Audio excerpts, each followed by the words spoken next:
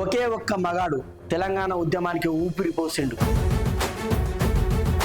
చూస్తే బక్కగా ఉంటాడు కానీ 100 కోట్ల మందిని ఒప్పించగలుగుతాడు. ఒక్క మాట చెప్తే చాలు అందరూ కూడా ఉద్యమ బాట పట్టాల్సిందే. ఒక్క పిలుపిస్తే చాలు రాష్ట్రం రాజుకుంటుంది. ఒక్క ముచ్చట చెప్తే చాలు తెలంగాణ రాష్ట్రం మొత్తం బంద్ అవుతుంది.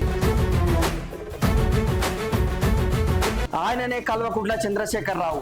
ఆయనను అభిమానులు ముద్దుగా కేసీఆర్ అని పిలుచుకుంటారు. 2002 వరకు ఈయనెవరో తెలియదు. 4.5 కోట్ల మందిలో తను ఒక్కడు.